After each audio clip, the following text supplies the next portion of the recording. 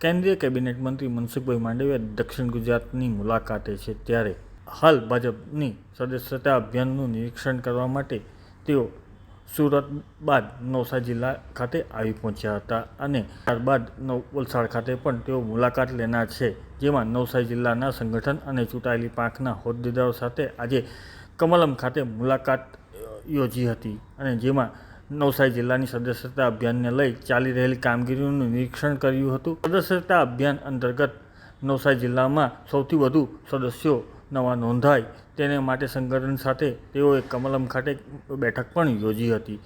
દર 3 વર્ષે સદસ્યતા અભિયાન આવે છે, જે અંતર્ગત સૌથી વધુ સભ્યો નોંધાય તે માટે સંગઠનના હોદ્દેદારો સાથે ચર્ચા વિચારણાઓ તથા આ કાર્યક્રમને લઈ જરૂરી રૂપરેખા પણ જાણી હતી અને કઈ રીતે તેઓ કામગીરી કરશે તે અંગે પણ ચર્ચા વિચારણા કરી હતી। ભારતીય જનતા પાર્ટીમાં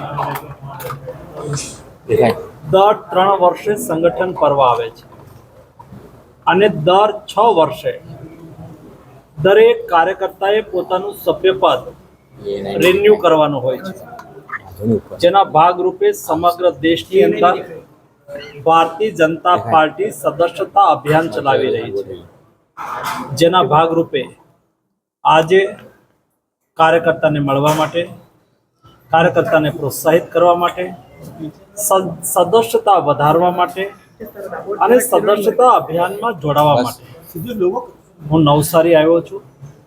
નવસારીના કાર્યકર્તા ઉત્સાહપૂર્વક ઘરે ઘરે જઈને સાર્વજનિક સ્થાનો પર ઉપસ્થિત રહીને ભારતીય જનતા પાર્ટીની સદસ્યતા નોંધી રહ્યા છે।